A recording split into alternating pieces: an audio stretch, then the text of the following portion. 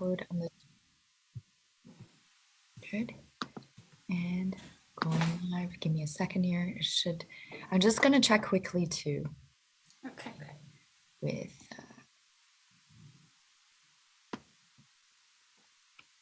oops. Give me a second.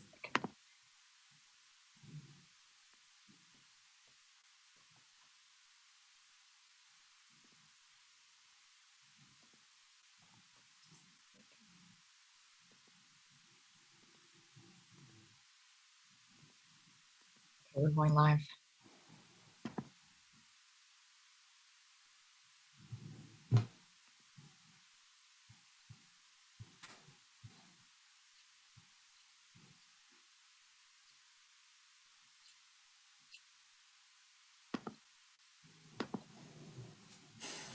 Okay, perfect. We are live here. Oh, sorry. And I think just very quickly. Yeah, so thank you very much, Mahshid, for joining us today. Welcome, everybody. This is our special talk today for Her Stories Untold. Live talks with Traei and Mahshid. She's a female artist in the Middle East and Canada. My name is Traei, and I am the founder and author of Her Stories Untold, a global book project that is to capture the stories and journeys of women from all over the globe with the purpose to empower and inspire. So before we begin our talk today, I want to acknowledge that the land on which we live and work in is the traditional unceded territory of the Coquitlam Nations and lies within the shared traditional territories of Tile, Watu, Ketsia, Musqueam, Squamish, Semiahmoo, Kikit, and Stolo First Nations. So thank you very much. Mahshid Hadid here. It's very exciting actually to have her on this talk, and it's an honor to have you. She's an emerging filmmaker currently studying at BCIT in TV and video production, and after graduating from drama and fine arts back home in school. She has appeared in a dozen successful theater productions back home, and I'll let her tell you more about that, and has been nominated for awards in international theater festivals. I think I'm going to turn my attention to Mahshid now so she can tell us more about herself. So thank you for joining us here today. Thank you so much, Traei, to have me here. It's very exciting. I have been waiting for today with excitement. So we're glad, especially in such a great day, Women's Day. It's awesome. Thank you so much. Yes. So I am from Iran. As you earlier mentioned, I studied drama and fine arts back in Isfahan, which is basically called capital of art in Iran. So I grew up in an environment that, I was surrounded by art. Even if I was going to the street, I would see exhibitions or weekly performances at streets. Art has been kind of growing within me, and I found myself very strong being part of art and be accepted as a woman in basically artist community, which was amazing to have that. I have performed in theater, international theater festivals, and I was honored to be nominated for Best Actress, which was amazing to go through that experience as well. And then I moved from Iran in 2014 to Turkey, and I continued to do theater as well there, which was great because I was again part of a theater community and participated in international festivals as well. And here I am in Canada, and continue to work as a filmmaker this time, because I was always like thinking of moving toward a medium to express myself in with all aspect of art, which filmmaking is the best of it. That's amazing. Thank you very much for sharing this journey. So I heard you said you came from Iran back in 2014. Correct. Okay, good. I heard it.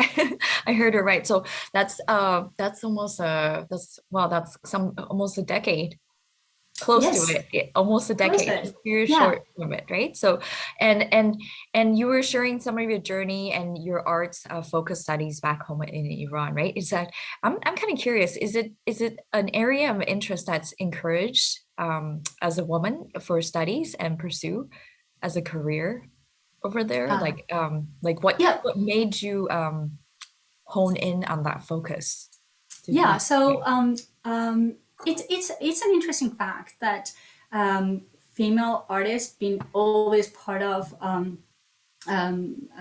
a very strong side of society in Iran.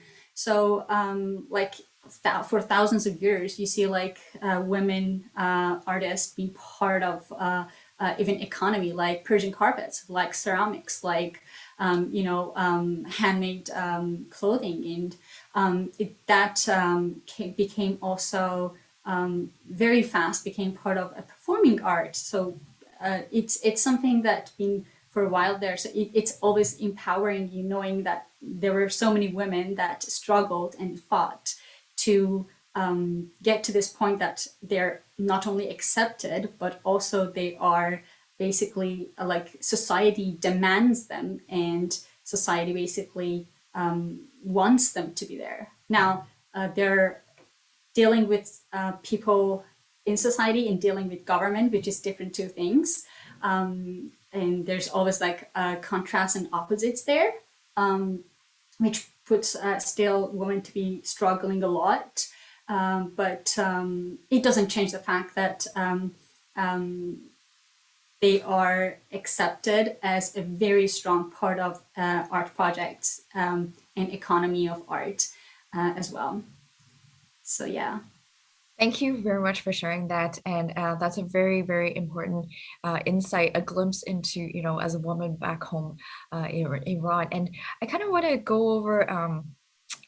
go back a little bit. You mentioned, how there's, I guess, a certain stereotype, perhaps, I don't know, and or a certain way that a woman should be.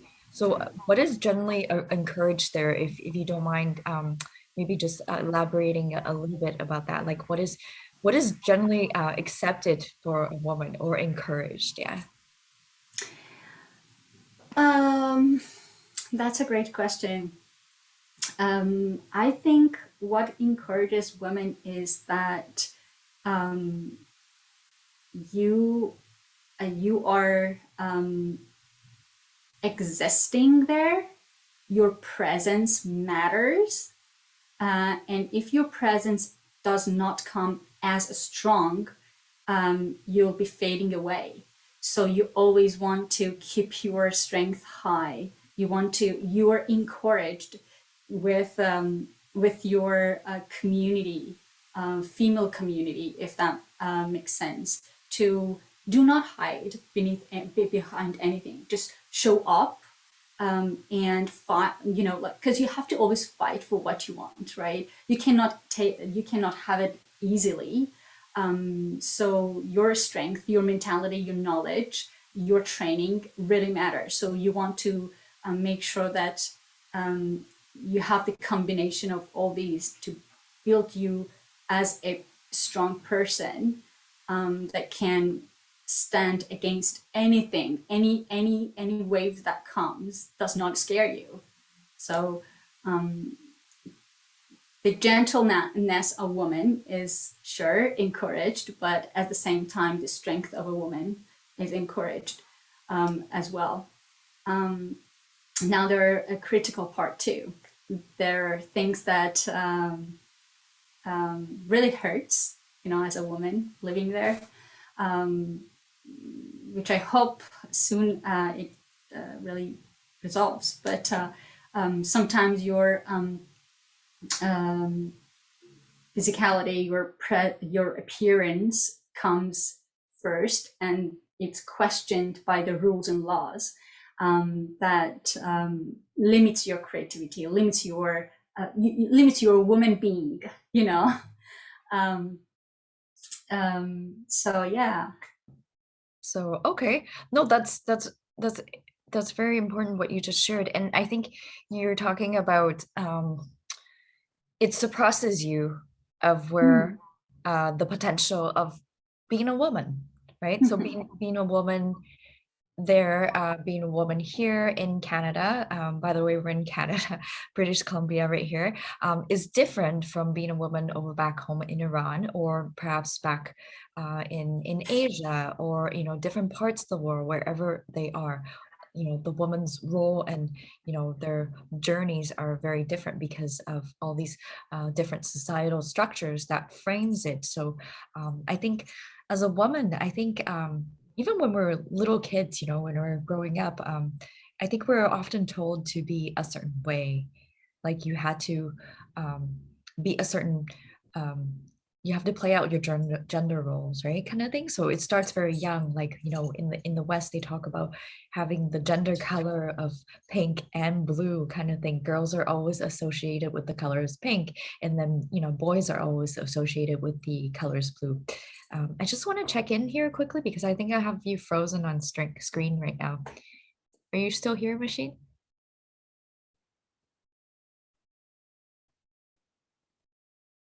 Okay, I'm just gonna go.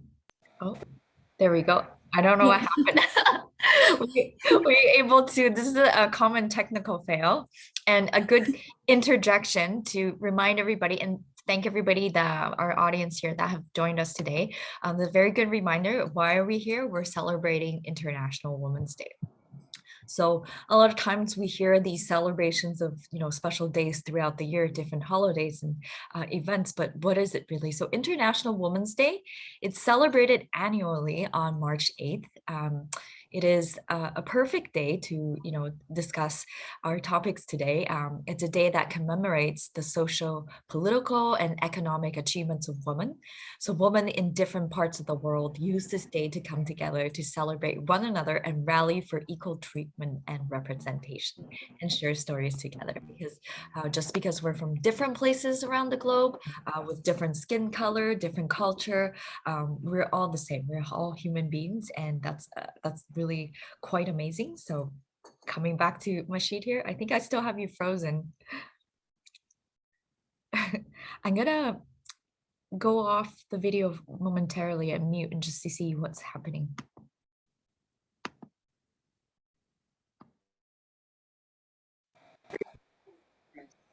There we go. That Oh, there we're we all go. just That want to works. make sure. Where did you hear me talk to? Yeah, we were celebrating International Women's Day. Yeah. That was what I heard, and I got disconnected. Okay. Okay, so just kind of backtracking, did you talk, I was sharing about the gender roles, like Yeah. regardless of where we are as when we're, little kids, since birth, we've been told to be a certain way, that we had to Mhm. fulfill duties or obligations for gender role. And this goes the same for Mhm. men as well, right? Kind of thing. Yeah. So and I think part of it, it's like I guess one way to look at it is like giving you a set of clothing. Here you go. You're gonna fit into this style, and this is what you can do with the clothing kind of thing. So if you give me a tight skirt, for example, I can't really run marathons. I could try. I'll probably rip the skirt, right? Right. Yes. How far I go might be a little bit impacted and limited, compared to wearing these stretchy pants or something, kind of thing. So it's interesting, and so I have to do it or do my activities and frame everything within the parameters of those clothing, just as an example, right? So yeah.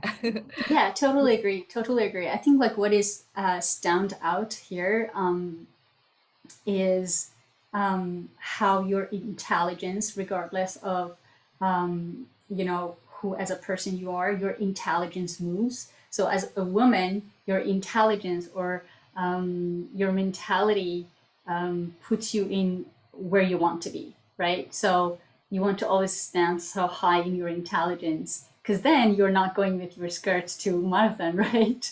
Yeah. You could though. You could, you Yeah. could, and it'll be fancy, sure. Yeah. Um, yeah, and I think it's really important to share these differences, not to say, you're any different from myself or certainly there are differences, but to say, hey, we're actually the same thing trying to achieve that, right? So I guess my next question is, do you observe that there's like a difference in doing arts and film back home and then after coming here in 2014? Into Canada, Oh, um, sorry to interrupt you. yeah, 2018 in Canada, 2014 I get out of Iran, but yeah, yeah. 2014, you got out of Iran, and then 2018 in Canada. Yeah, that's yeah. good to clarify. So in Sorry. 2018, essentially, I guess what I'm curious is your journey there as a female artist in comparison to being a female artist in Canada? Like, what are some noticeable differences, or like, what did you feel like? Was there like a specific realm that you could explore deeper or differently, or people accept you or perceive things differently about you? Yeah, it's a little bit surprised though. The answer is going to be surprising. Uh, it's at the beginning here. When I came, I felt like, oh, there's like women are highly respected in any kind of things and in any environment. But then I started to work. I started to work in industry. I started to work in schools, and just even like being a student, even in institutions. And I realized that it's a little bit more difficult here than in Iran. It's so surprising because you as a woman in art community, I'm talking about art community, you're pretty much accepted, and your art is dependent on you. People are dependent on you and your intelligence, and it's um, there are a high number of women in film industry and in performing art than even like males. Even to universities, you see the numbers of women going to universities, the numbers like over 70%. And then I come here in a first world country. I'm expecting it to be the same. Even you know, there are so many more challenges here. Governments probably is like funding more to train females because the number of female are lower, and the trainings are not enough. And you remarkably notice that. I mean, if you stay on the surface, probably not. But if you're looking at the situations precisely in that situation, you see that things are more critical. So working with my male colleagues in Iran was so much enjoyable for me because it was a very great cooperation all the time. Everything's like open. You're open to share your idea because they know that, oh, perhaps the knowledge and background that she's got is helping us better, and I do the same from their side. So it's like a perfect equality in art, if that makes sense. Um, Whereas, and then you have your own very much difficulty and struggles when it comes to dealing art with government, which brings you to rules and laws that female are so much limited. But then here is opposite, kind of. It seems like the mechanism of your acts, your as a female, is different. I don't know now. Right now, it's because females in Iran, they had to struggle so much to get to that point, and now they're like overpowered. Um, but seems like here expressing yourself as a woman is not enough yet there. Um, you know, I've been like working in the film industry, and always I've been interrupted like, oh, don't leave that, I can do it for you. But it was like, no, I can do lift that assistant, I can do it myself, I don't really need help with that. Okay. So I don't know if it's like as a respect or not, but So yeah. I kind of want to go back and just clarify. You said back home in Iran, like right now, you said it's more overpowering. If you can kind of elaborate that, because I see that you're making, like you said, working here, right? People try to help you because you're a woman, so they assume they might open the doors for you. I mean, I'm happy with that. Like, but I see what you mean. You mean like you can do it right yourself, right? Like you're okay without the help. And I heard what you were saying earlier. Sometimes because when your voices are not heard, it seems that you have to communicate even louder to be heard.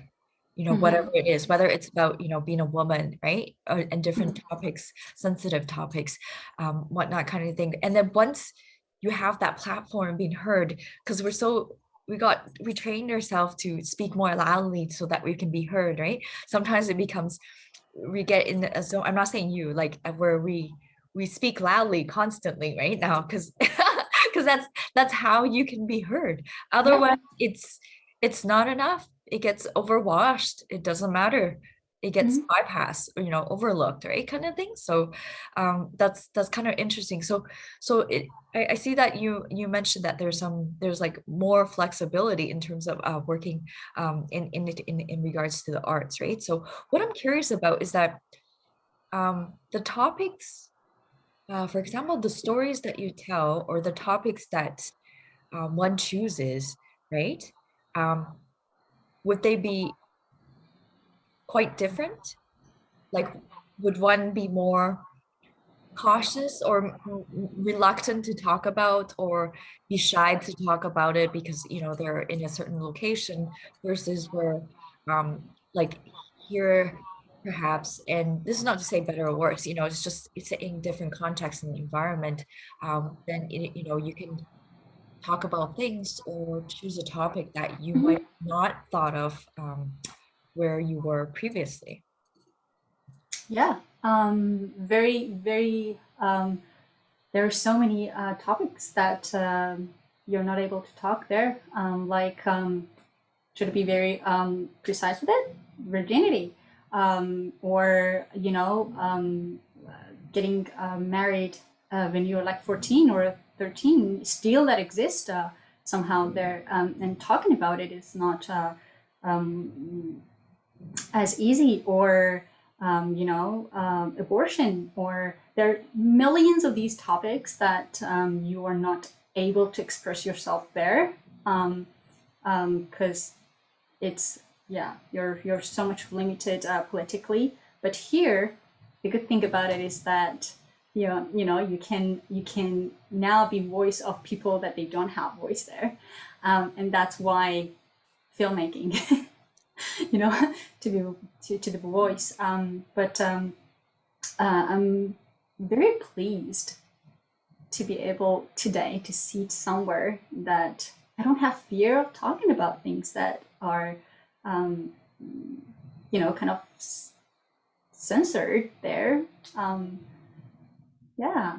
I Yeah, that's very true. And I've had conversations with friends, not from Iran, but from, other parts of the world where, they live under a sort of censorship. And when they did come to Canada, it took them some time, in fact, several years, truthfully, to be able to realize there's no limitation. There's that freedom to express and say and really actually share their true opinion.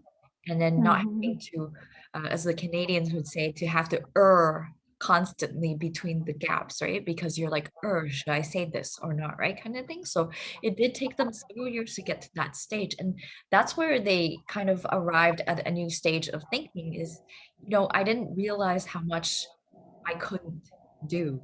and I couldn't realize how much I could do until now. Like it just that thought, that realm of thought just never existed in the headspace before, right? So and then it was several years later, of course, it's like, okay, now I can do all these things and I can tell people how I feel. And they get, it was very exciting to see that journey unfold because then they became very active, exercising who they are as a human, as a person, and then kind of just integrating into the community, society, and stuff like that. So it was very what's the word, liberating. Yeah. Mm-hmm, You mentioned mm-hmm.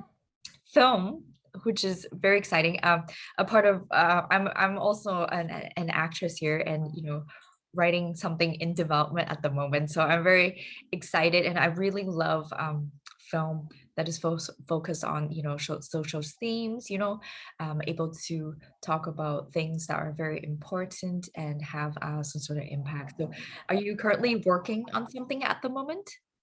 Yeah. Yes, I'm so excited about the current project that I'm actually working on. I have written a story about what a woman struggles with in Iran, and some social difficulties that they have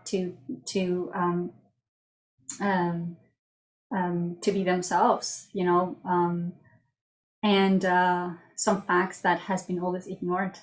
So I have wrote that story, and so I'm working on production side, pre-production side of it. Hopefully, by the end of summer, we get into the shooting this.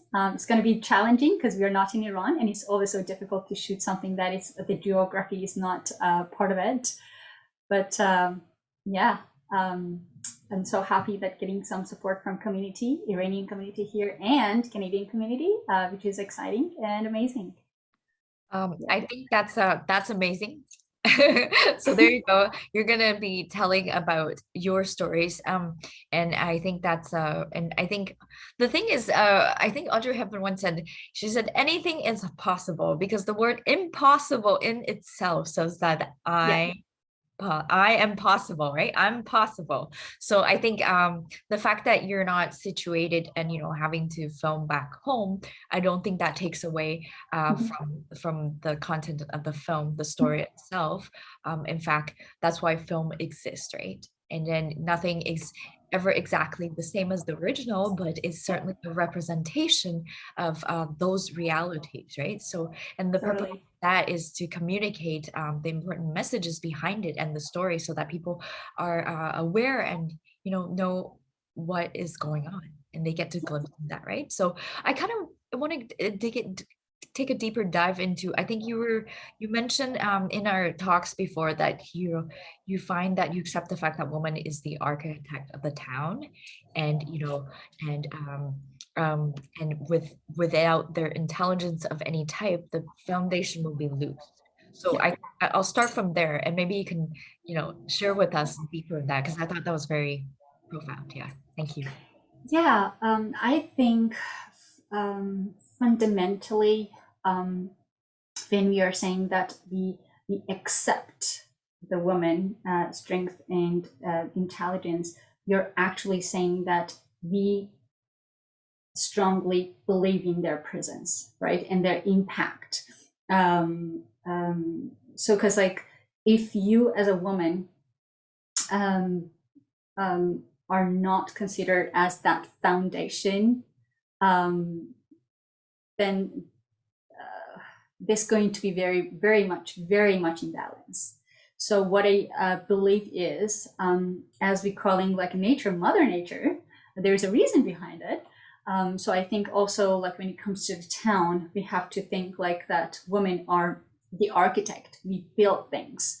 And as we are building things, we are getting stronger and stronger and stronger. And without this, if you're ignoring this like very delicate intelligence existing in woman existence, and the mentality, you're losing a lot, um, it's like it's almost like um, standing so much far away from a weight, and then you're expecting it to be lifted. You have to go and lift it, and then build that strength within you. And I think that's why the architect is like mapping things first, and um, yeah, that's essentially what the woman does. They map things as architect, and then they start building it. I think that's a beautiful comparison, and I've always, communicated that we are the director of our own film in a life, and we Mhm. are the architect of our whole entire life. So what kind of house you live in? I'm not talking about a physical house anymore. The house Mhm. itself is our bodies, or as a Mhm. woman. Um, take for example, and this is not to say that every experience is negative in any sort of way, but the house, how you built it, that foundation. Certainly, we may have, maybe somebody has a different journey and they came from an unstable house, or there wasn't a structure, a parameter that was provided to them that was stable, right? And then they grow up and they evolve, they learn things, they see people, they experience, different uh, multiple different stages in life, and then they restructure the house, right? You get tools, you get supplies, you repair, and then you learn to maintain that house that is you, as and the architect of that house. And I have an example that just came to mind. Somebody once shared with me the story of another woman where she was married, she was unhappily so. I'm not saying every marriage is bad, and Mhm. men need women, but women also need men, and the whole society as human Mhm. beings, we need each other. And I think in her situation, it was unique because I think she was very dependent on her husband, and it played out the gender roles of what a man should be and what a woman should be, and she was never able to fully realize and become aware of herself, because her life journey was that she didn't have the opportunity or space. It was straightforward, like growing up, getting married, having children, and then just plodding along, so to speak, right? So she was living together in a house with her husband and kids, but she was living, I guess, in his house because there was no space. She never really became the architect of her house. She didn't have Mhm. that chance, and unfortunately, that does happen to people, all over the globe. Anything is possible. So she didn't have this chance to build her house well. So she was actively and still continues to live life attending to the house because the husband's house. So then she cannot get out of that because it's so ingrained and that's part of her life, kind of things. Mhm. So in that particular situation, she just continues to be the architect, or helping maintain and repair somebody else's house, right? So that's why Mhm. it was interesting for me when I first heard you say that, and I wanted you to take a deeper dive into that. And I think being the architect of your life, no matter if you're a woman or a man, and whatever type, ways of living that you believe in, I think it's so important to be the architect of your life. Yeah, I think like it's very important for us to know that we have a childhood that bring can depends on like where you're living. This childhood might bring you different things, so you're surrounded by things that you are either imposed to, especially like I mean, probably that's a better way to say it, like in countries like Iran. As children, we've been going through a lot of difficult things, and so am I going, when I get adult, am I going to mold myself, or am I going to basically stay the way that I am, or I've been told to be that way. So it was the way that I actually approached life. I was like, no, I'm not going to be told what to do. The answer is that I can do things, and I'm able to do things, and mold myself. So I'm going to update myself. What is the world telling me? What is the knowledge of the world? What is the wisdom of the world telling me? and deep down in those knowledge. And I was like, oh, okay, so this part of me, I should just throw it away, and I should work on that side. So, and yes, that's very important, to be architect of yourself, because like you are part of society, you are a mechanism of part of society. So if you're working on yourself, and you know who you are, and you build yourself the way that you want it to be, so your presence is going to be strong, and therefore better world. Yeah, and that's so important because I also know of someone and she is from Iran, and I think for her situation is that she was divorced, and unfortunately that didn't work out well. And again, I think the circumstances and the experience of that was that when they, I guess initially when they got married, they didn't both have the strong structure of this house, this architect of life, being kind of thing, right? So that didn't work well. But because of culture, um, perceptions and stuff like that, I think it's not generally like very welcome or embraced, to be divorced. So then she felt that she had to leave her community and go somewhere else, right? Because that community, again, once again, she was very much maintaining somebody else's house, right? So we were talking about the architect of a house, right? So, and I think that was a very, it was very difficult for her, as a woman, right? So then she had to travel somewhere and be away from time, and then finally discovering herself, right? And kind of going along with what you had said to you say, hey, it's okay. I'm gonna upgrade myself. I'm gonna learn these new things and then, start kind of living my life. And then yeah, and then I think she found true love. And with somebody that was also, liberal in terms more liberal with their thinking and flexible in that Mhm. route, and it wasn't this way or that way kind of thing, so they found a common ground. And the wonderful thing is that they're building that house together, right? They're Yeah. sharing a house, right? So I think that's a really beautiful thing, right? Now, talking about journeys and leading up to all these points, yeah, you're quite the adventurer. And I mentioned to you, I live precariously through your adventures. In your bio, you talk about cycling around Turkey, helping refugees for a year, and then you moved to Yeah. Canada and then began working in the film industry, right? So I've Yeah. always seen you post about, your crazy, I call it crazy, and not to say crazy in a bad way at all, but I don't do those adventures because I don't know how. And I find it amazing. Like it's like wow, right? So maybe you can share with us a little bit about um, how that journey came to be so adventurous. Because most of Um, the times we see women, they're doing something else. yeah.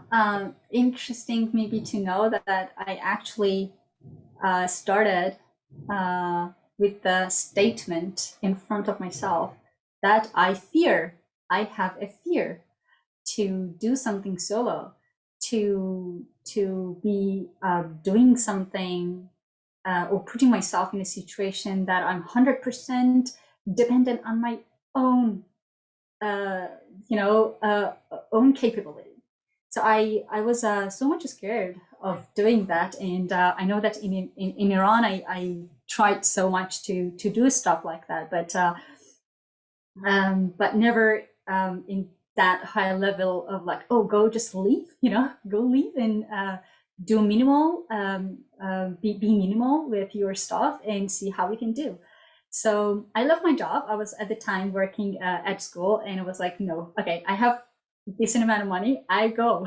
So I left my job, and I bought a bicycle, and I was going. It was so fearful at the beginning, but actually for the first maybe a few days, and then I started to feel like, oh, this is just freedom. That's totally a freedom that I have in my hand. Um, you know, you're actually part of a wild environment that can bring you any unexpected things in your life, right? In next few minutes. You don't know what happens, and you have to deal with it. And it's so powerful if you can go through it. And I just wanted to go through that. So I started my journey, and accidentally I met a disadvantaged community on my way, and I saw like children were like waving, and they were like, "Come here, come here," and it was like, wow. I stopped by by them, and it was very amazing how they welcomed me. They were having no money, but they made the best food for me, the most delicious food. And they were welcoming. So I started to think that, yeah, this is what I want to really dedicate myself to, because it gives being able to be part of that community, or this type of community, basically gives me how can I really actually say that? I can't feel myself better than being part of those type of community. It seems like I can be maximum of myself, you know. So yeah, I did start from there, and I went from the other community to another one, to another one, and to another one. It was amazing. And then when I came to Canada, I got into basically cycling and wild camping in the wilderness. That started again with fear of, wow. What is wild camping? Tell us. Wild camping is wild camping is like being wild, you know. Get your tent and foods that your body needs, and go into the wilderness. Set up your tent and sleep the night.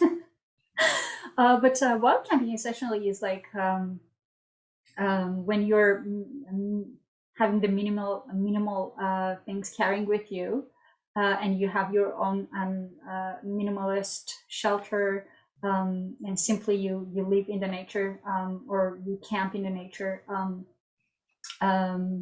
So it's why it's wild, because you are in the wilderness, that it's pretty, it can be very unexpected and dangerous. And if you're going minimal, then you're dependent on your basically ability to survive. So you want to know some at least basics of how to make fire, how to drink water where you drink water, where you're not supposed to drink water, or if you get out of food, what type of food you can eat from nature. If your shelter doesn't work, how do you want to make a shelter, and survive. So, and these are also exciting.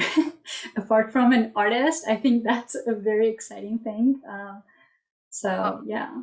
No, thank you very much for sharing. I find that very exciting. Like, you saw me smiling just about it, right? Listening to you here.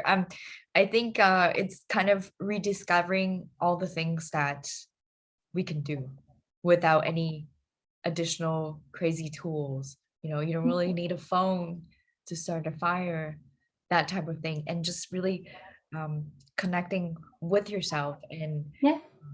being present, right? There's like tons of books that talks about how to be present, but constantly we're not present.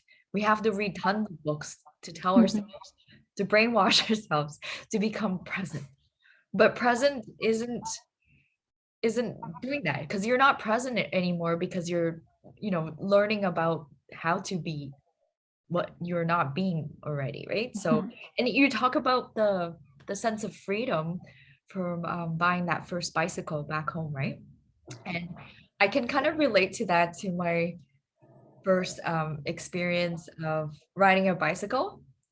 So that goes way back when I was a little kid, because I had this bicycle that had two trainer wheels.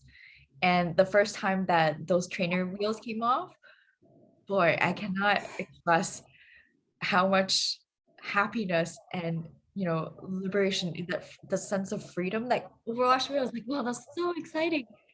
And then the next time that came about with such great sense of freedom was when I rode my bicycle into the neighborhood that my mom said that I could not go to. So there I was, I think maybe like 7 or 8 years old, looking to the right, looking to the left. Okay, mom is not in sight. Zip and I go, right? So I felt so happy. And repeatedly every Sunday, I think I remember riding into that. It wasn't like a bad neighborhood or anything. It was just it was like closer to the big streets, kind of thing. She was more concerned about traffic and cars like that. But Mhm. boy, did I feel a sense of great freedom. Like I don't know how to describe that. And then there was another time where I was learning, my friend was teaching me how to ride a motorcycle. And I was terrified. And which brings me back. I love what you said, you know, you started with the concept of fear, right? And then you had it posted in front of you. And in essence, that's really facing your demons. So I kind of did the same thing, just trying to relate here with the motorcycle. I was really terrified. I was like, if this thing is so heavy, it's gonna fall, I'm gonna trip and fall over. And my friend's like, no, no, no, just stay calm. And he was very patient. It was a great, great friend. And I I rode it. I didn't crash into anything, nor was I doing miles and miles of riding, okay? Speaking truthfully, but I didn't crash it. I rode it in a parking lot out into the streets. I was so proud of myself, right? And I love the fact that you talked about just going into, wilderness camping, right? Just camping out in the wild, just bring some tools and stuff like that. I think that's really amazing. And going back to what you mentioned about as a woman, you don't have to suppress yourself just to a few areas. We don't just have to learn about arts, paint. Yeah. I'm not saying those things are important because I paint myself too. Um, but not just focusing on the gentleness. It's okay to focus on things that were gendered as male activities, right? Like camping is probably, most people might perceive it as male activities, right? We generally hear men doing that, packing Yeah, up. it's very unfortunate that this is something that people really immediately think about. But if you're having problem finding wood because it's wet, doesn't matter your gender, you don't find wood that Yeah, you need to. If you cannot find you cannot make fire because it's raining and there's no yeah, dry wood. I mean, even if you're male, you can't like doesn't it really doesn't matter. change. Doesn't change the fact. It Wilderness, I think, like wood or nature is I love it because it doesn't have any border. It doesn't have that doesn't categorize you. you're How free. well built you are, how you have muscle, you don't have muscle, you don't. It doesn't matter. Yeah. So And that's very true, right? Like, the state of the ocean, the waters isn't going to change for you. The weather isn't going to change because you're this or that, or, yeah. no matter who you are and what you're doing, it is what it is, right? Those are unchangeable things, right? And I think that's really amazing to be able to do something solo. Like part of the things I was discovering for myself in recent times was that I did things like sailing. Like I'm not a professional sailor, but I got into it. And then as well as like horseback riding, I always wanted to do that, but I stopped because when I was little, I did taste it a little bit because my mom took Mhm. me to some lessons and my horse unfortunately had diarrhea. So while I rode that horse in great fear because I was terrified and my dog, I mean, not my, the horse itself was just pooing along the way. And that's the truth. It didn't All matter who right. it was, whoever was riding on top of that horse, that the horse was not well and it was just going to do its thing. So that kind of freaked me out because I was shocked at the size of it. The whole time I couldn't even focus. I was just looking back and hearing that plop, plop, plop sound that kept coming out, right? So that kind of put me off for a bit. But anyways, I reintegrated myself. It took many decades, but of doing all these other things and navigating through everything else, I come to it, and I really love, yeah, horseback riding because there's that sense of connection, and just Mhm. I had to be there fully because my horse, his name is Tricky. He's super tricky. He loves to trick me. he knows when I'm not present. He just, Mm-hmm. and this goes without communication. I can stand if I'm just a little bit relaxed, not paying attention, he'll take advantage of that. So let's just put it that way. Yeah. So, but yeah, in going solo, I've been exploring shooting, right, firearms, Yeah. and as well as martial arts, and I felt like it feels great. It feels amazing. Like I'm not just sitting here doing things like just painting or knitting, right, kind of thing. Those are very amazing activities as well, but Mm-hmm. they're safer activities, right? Mm-hmm. And the other one is like really going out of your comfort zone, right? So I think that's what it is. Your adventure is all about coming out of your comfort zone.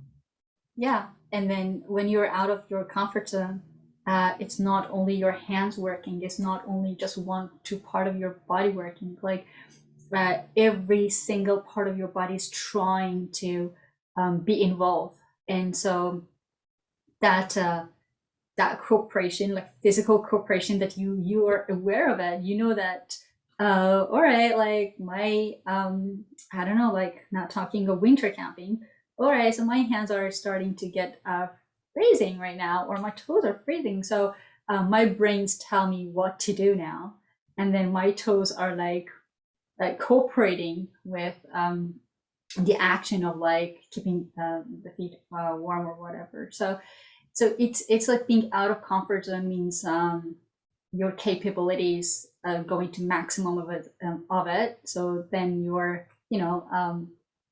um, you're enjoying that at the end of the day because you went through all of it, and so that brings a kind of a pleasure, Yeah. such a um, interesting pleasure that, yeah, I did it, and now I go home like and relax after doing it. Yeah, and I think that part of it is almost like truly being with yourself, right? Mm-hmm. Being together with yourself, because it requires everything like of your body, mind, physicality to be in working in synchronized, um, almost some sort of harmony of balance, in order to make things happen. Whereas I think it's interesting because it's almost as if our daily lives isn't really truly living because we're doing something else. We're looking at the time. We're late for an appointment. Mm-hmm. We have this coming up and that coming up. I'm hungry, but I gotta get to the groceries. A lot of things, just all over the place in our mind, right? Like I don't think um, we're never really 100% Mm-hmm. with ourselves, right? And Mm-hmm. that sets apart with the difference between what you were describing, what I was talking about earlier, is that those are the moments, like my horseback riding, those are the moments where I was there 100% mind, body, just sitting there, just riding trying to communicate with my horse, and him not being able to speak English, right? Or any language, right? It's a body language now, right? So I think that's really amazing. I want to quickly go back to you mentioned helping out refugees, right? And I think that's so important, and that's also part of my vision and kind of mandate for myself, because I feel like whatever I'm doing, no matter how big or small, I want to create some sort of impact where it has layers of impact. And I think wherever possible, we need to be able to step into whatever it is that we can do to be able to help other people. Sometimes, depending, I'm not talking just myself and not speaking on behalf of everybody else, but just sharing some insights. I feel like, we might not be able to do everything, but somehow along the way, if we choose to see the differences and then not just focus and stop there, excuse me for a second.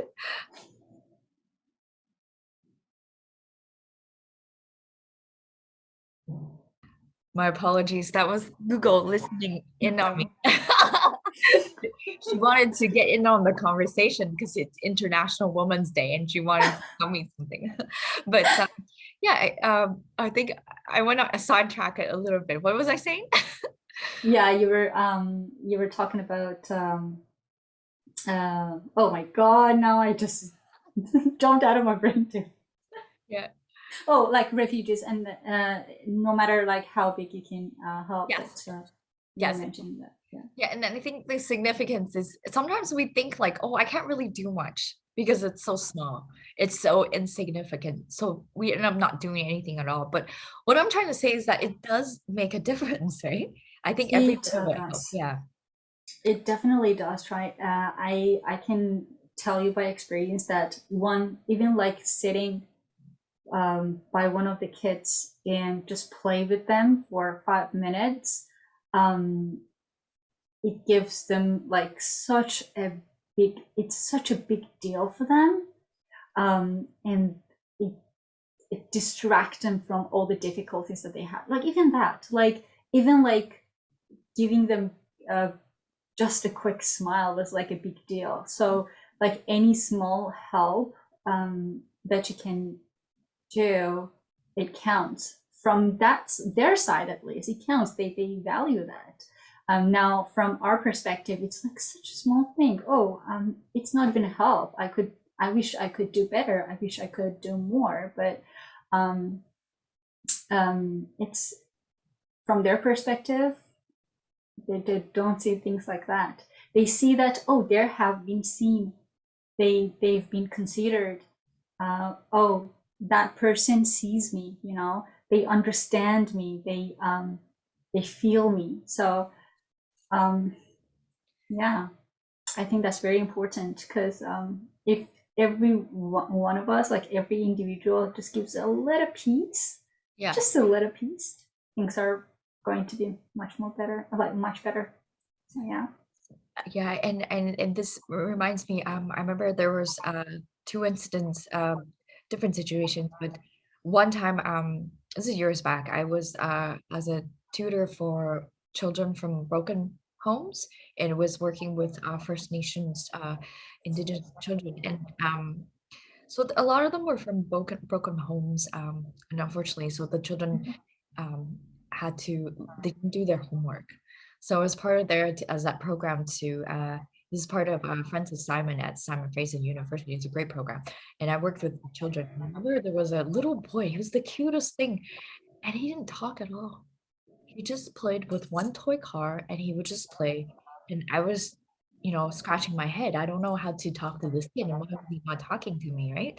So I think I spent 4 months with him, and then I realized this is about spending time and just doing every little thing, just reading him stories, even though he said nothing to me. And I remember near the end of the project, I was telling him, he didn't reply. I just say, I won't see you anymore after 2 weeks. Next week is my last week, so I won't see you. And I don't know if you know what I'm saying, but I'm sorry I won't be here. And I think he did understand what I said because at the last class session that I had with him, he talked to me and he showed me his toy cars and his toys and he's things. So I mean that's a little boy. Oh my God, it makes me emotional thinking about that because I'm sure I had an impact and not because I'm arrogant or egotistical, but I'm sure I did because how he reacted in that situation told me and validated that.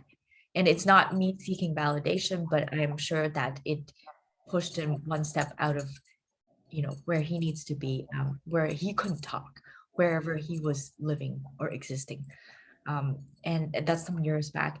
My other experience was that when I was helping out at the soup kitchen, the homeless shelter, Vancouver in the wintertime, it gets very cold and Yeah. these people have nowhere to go and we day in and day out we live their lives, and that's the truth.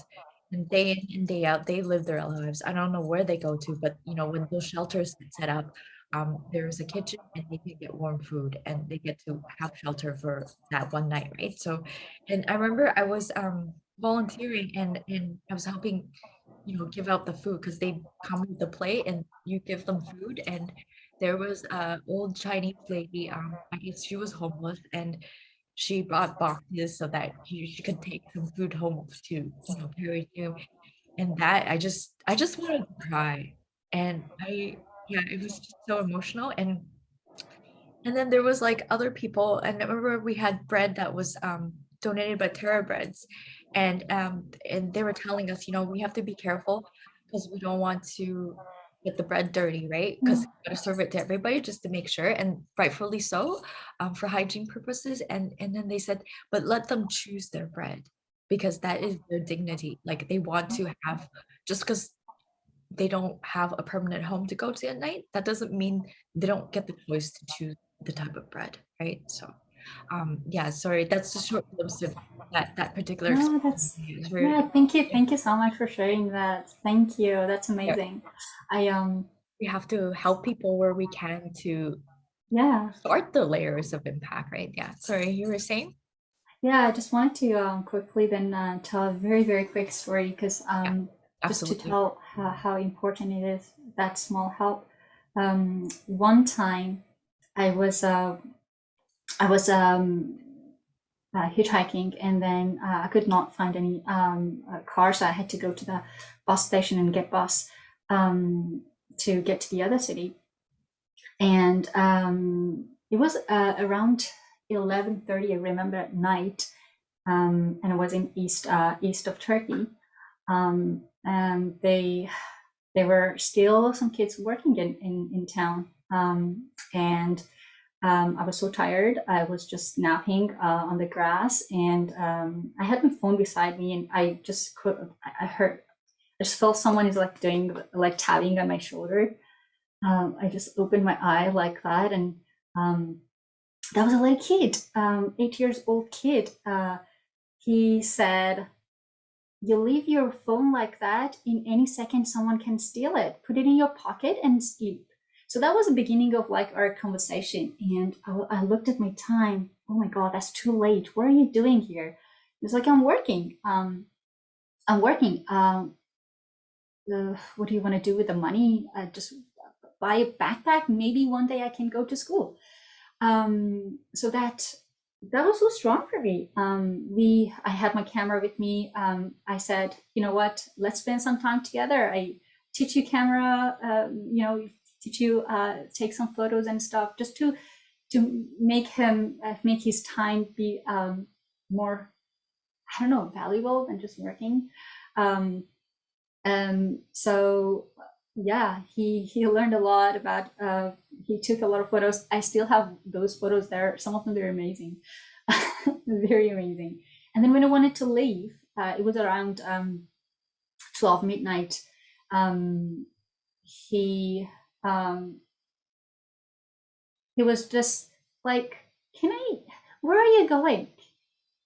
Can I come with you? Where do you live?" So I was like, okay, no, you can't come with me. Well, we can do something. So I had a tablet. I took the tablet, and I resetted everything. I gave the tablet to him, and I was like, we can communicate here through this, right? So I can teach you things. You can follow up with whatever that you like to learn before you go to school. And it was interesting. He took the tablet, um, and he was like, "No, you're giving this to me." I was like, "Yeah, yeah, yeah, it's yours." Um, and so when I was just going, when I got into the bus, he was running after me, and he was like, "I'll go to the Syria. I'll go back to Syria 2 weeks from now. I talked to you from Syria." We never connected again. I I never got call back from him. Um, but the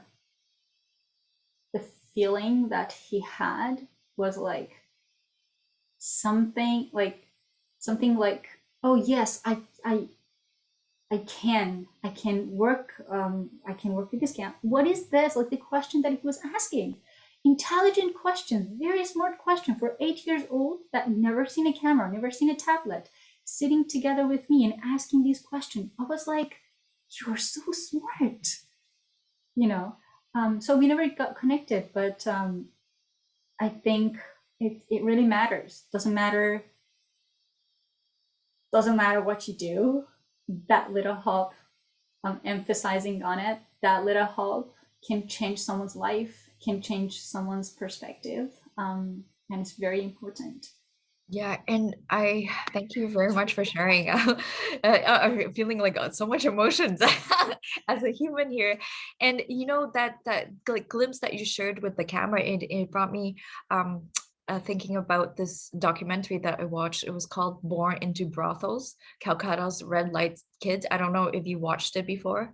Um, No, I haven't. Okay, I recommend. It was made produced in 2004. It's an Indian American documentary film about children of prostitutes Oh, in, okay. in Sonagachi, Kolkata's red light district, and it was widely acclaimed film, and it won a string of accolades, including Academy Award for Best Documentary Feature in 2005. Now, the reason isn't always behind the awards that it won, but it's because the story it told. I Mhm. think what happened was he gave these children, offered to teach them photography and to reciprocate. Um, so the children had this sense of freedom so that they were allowed to photograph their mothers. So they were given these Mm. cameras and they learned Mhm. photography. And so to possibly improve their lives, because, you know, they're obviously born from their moms or prostitutes, right? So, and then so what was so significant is that you were able to see through the eyes of these children. Because as adults, we have all these training and experiences that we take with us, all these Mhm. roles and statuses that we have to play out in society every single day, the moment that you open your eyes, right?